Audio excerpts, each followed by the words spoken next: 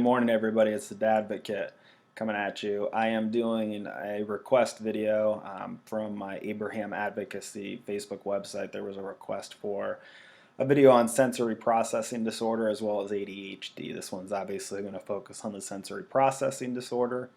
When I first saw that post on my Facebook account, I was happy, that people are making comments and giving me recommendations on videos of what they need more information on, because the only way this is going to work is if there's videos that are coming out to you guys that are important and things that you have questions on. So keep those comments and the recommendations coming. I love them.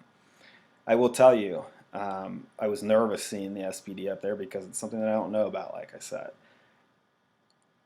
After doing my research, looking over a lot of documents and everything, I'm pissed, mainly at myself, because the sensory processing disorder, or SPD, is absolutely, even though we're not recognizing it yet, is absolutely something that can adversely affect the child's access to the education. So stick with me. We're going to learn more together about sensory processing disorder and what effects and symptoms it can have and how you can handle those within the school and even at home, because I think those plans need to correlate. Sensory processing disorder. Sensory processing disorder, or SPD, is a neurological disorder in which the sensory information the child perceives results in abnormal responses or behaviors. Those with SPD perceive and or respond to sensory information differently than most people. All right, confusing version out of the way. Sensory processing disorder, the best analogy that I got when I was doing my research, and it really helped me clearly define what I was looking at, is imagine yourself touching a hot stove. You touch that stove, pull your hand away. It's painful right there in the moment for sure. It might be painful for a couple seconds after that. Students with sensory processing disorder, putting on a sweater that's itchy or that has, it's uncomfortable material, the fire alarm that goes off at school, foods, if you have picky eaters because of the texture, things of that nature. Those students with those sensory issues are experiencing the same pain, maybe in a different way, that we are by touching that stove. They just don't have the ability to process that sensory input.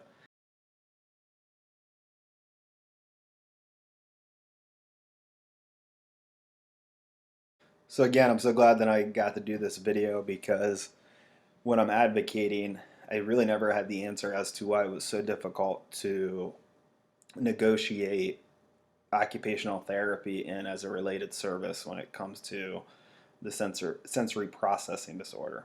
A lot of times school districts on Section 7 are putting the occupational therapist as support for school personnel, which is great, but all that really means is that they have to check in with maybe the child intervention specialist. They might do an observation here or there. There's no accountability because there's no minutes tied to it. So I like to see it as a related service provider, because then there's minutes tied to it, per week, per month, however the district does that.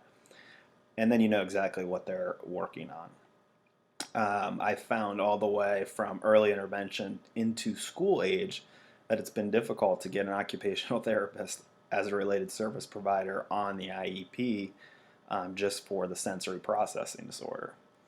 Now, couple answer, one answer to that, my question was, it's not yet recognized by the DSM. The DSM is basically, it's the medical diagnosis is more or less the Bible. So right now, sensory processing disorder is more of a condition. So why is that a problem? Insurance doesn't cover it. So if you're going to go see a doctor for sensory processing disorder, or if you're going to get an outside occupational therapist to come into the home and do therapy, it's going to be out of pocket, because right now insurance is not covering it. So into the school system is not going to give up money by tying an occupational therapist to minutes to something that's not yet diagnosable, or is not yet recognized, I should say. You'll usually see the signs and symptoms of sensory processing disorder between the ages of 2 and 7. I'm not saying that adults don't have it. Typically, adults that have that SPD have learned to cope with it, so maybe it's not as pronounced. We've got to keep in mind that it can affect all five senses, touch, taste, hearing, balance, body awareness. So, go back to my analogy when I said some of these sensory input can be as painful as touching that hot stove top. So, touch, putting on that sweater, like I said, could be very painful. And the sensory input that the child is getting from that could be something that we can't even begin to understand. Auditory, we see a lot of students inside the school buildings that have trouble with the fire alarm going off. This is a simple fix, by the way, if we put it into accommodations that the child is removed from the building before the fire alarm is pulled. So there's a quick tip and a quick way to get around that one, because you see that a lot. I would rather see a student do that, exit the building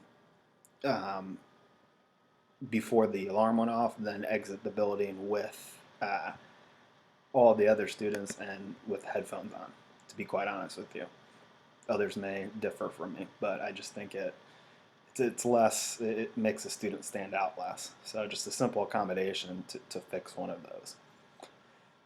And keep in mind, it's not just that moment, but it could be that moment building up, knowing that a fire drill is coming sometime this week. That could ruin a person's whole week, not knowing when they're going to be scared, or alarmed by something as painful as touching a hot stove.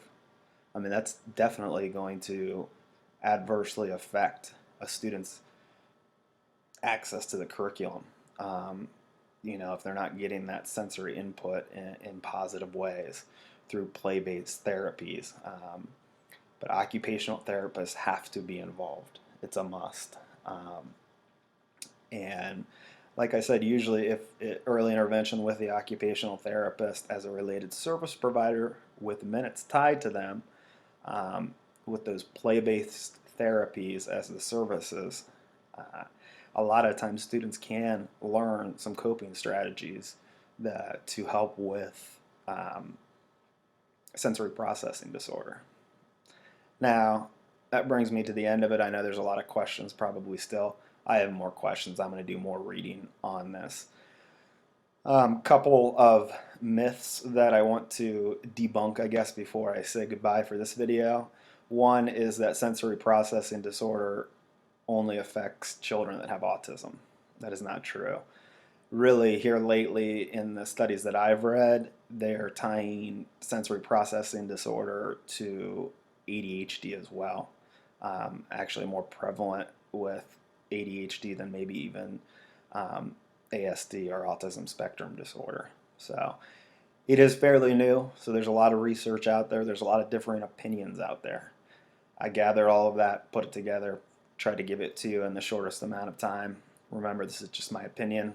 I am not a doctor by any means. I'm a special ed advocate, but this is a Dadvocate signing out. Next video will be on ADHD. Thank you so much, guys. Have a good Monday.